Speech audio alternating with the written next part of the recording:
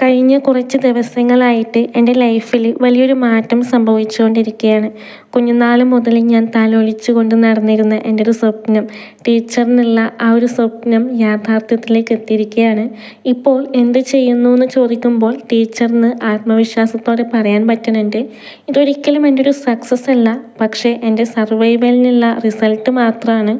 എൻ്റെ വിശേഷങ്ങൾ പറയുമ്പോൾ സുഹൃത്തുക്കൾ പറയാറുണ്ട് വീഡിയോ ചെയ്യുന്നത് നിർത്തരുത് എന്നുള്ളത്. അങ്ങനെ പറയാൻ ആൾക്കാരുള്ളത് കൊണ്ടും പിന്നെ ഈ ഒരു പരിപാടി എനിക്ക് ഇഷ്ടമുള്ളത് കൊണ്ടും ഞാൻ നിർത്തുമൊന്നുമില്ല. ഇടയ്ക്ക് നിങ്ങൾ എൻ്റെ പ്രൊഫൈലിലും യൂട്യൂബ് ചാനലിലൊക്കെ വന്ന് നോക്കുക, എന്തെങ്കിലുമൊക്കെ വീഡിയോ ഉണ്ടെങ്കിൽ കാണുക, ലൈക്ക് അടിക്കുക, അങ്ങനെ പോവുക കേട്ടോ. അപ്പോൾ പറഞ്ഞു വന്നത് ലൈഫിലുള്ള ആ ഒരു ടേണിംഗ് പോയിൻറ്റിനെ കുറിച്ചാണ്. ജോലി കിട്ടിയതിൻ്റെ ഭാഗമായിട്ട് എൻ്റെ നാട്ടിൽ നിന്ന് ഞാൻ മൂന്നാറിലേക്ക് മാറിയിട്ടുണ്ട്. അപ്പോൾ അതിൻ്റേതായ കുറച്ചധികം തിരക്കുകളുണ്ട്. ഞാനിങ്ങനെ ഇടയ്ക്ക് ദൈവത്തോട് പരാതി പറയലുണ്ട്, എന്തിനാണ് എന്നെ ഇങ്ങനെ ജനിപ്പിച്ചത്, എനിക്കെന്തിനാണ് ഇത്രയും വേദന തന്നു എന്നുള്ളത്. പക്ഷേ എന്നെ തോൽപ്പിച്ചുകൊണ്ട് അതിനേക്കാൾ ഉപരി കുറച്ചധികം മനുഷ്യരെ എനിക്ക് ദൈവം തന്നിട്ടുണ്ട്. ആ മനുഷ്യരുള്ളത് കൊണ്ട് മാത്രമാണ് ഞാനിപ്പോഴും ഉലയാതെ ഇങ്ങനെ മുന്നോട്ട് പോയിക്കൊണ്ടിരിക്കുന്നത്. ചില നേരത്ത് ചിന്തിക്കാറുണ്ട്, ഞാൻ അത്രയും സ്നേഹിക്കപ്പെടാൻ അർഹതയുണ്ടോ എനിക്ക് എന്നുള്ളത്. അന്നും ഇന്നും ഒരുപോലെ എൻ്റെ സന്തോഷങ്ങളിലും സങ്കടങ്ങളിലും ഒരുപോലെ ചേർന്നിരിക്കുന്ന കുറച്ചധികം മനുഷ്യരാണ് അവർ. അവരെക്കുറിച്ച് പറയുമ്പോൾ എനിക്ക് കണ്ണ് നിറയും.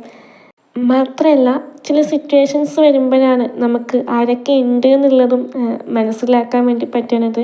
ഇങ്ങനെ ചില മഴ പെയ്യുമ്പോൾ പൊട്ടി മുളക്കണതല്ല, കടുത്ത വേനലിലും അവർ നമ്മുടെ കൂടെ തന്നെയുണ്ട്.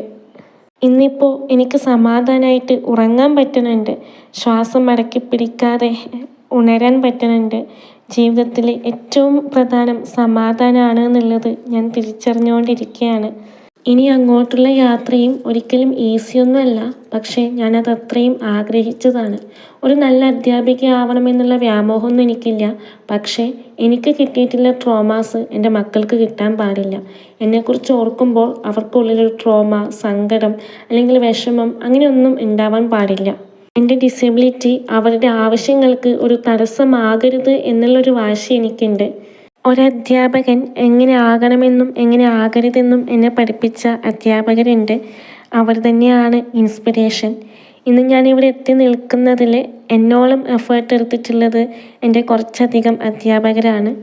ഈ ഒരു യാത്രയിൽ ഏറ്റവും അധികം കടപ്പാടും സ്നേഹവും ഉള്ളത് ഞാനെന്ന വ്യക്തിയെ അത്രയും പ്രൗഡോടെ, വിശ്വാസത്തോടെ, ബഹുമാനത്തോടെ നോക്കിക്കണ്ട കുറച്ചധികം മനുഷ്യരോടാണ്. നിങ്ങളുള്ളത് കൊണ്ട് മാത്രം തുഴയാൻ തുടങ്ങിയ ഒരു അരുവി മാത്രമാണ് ഞാൻ.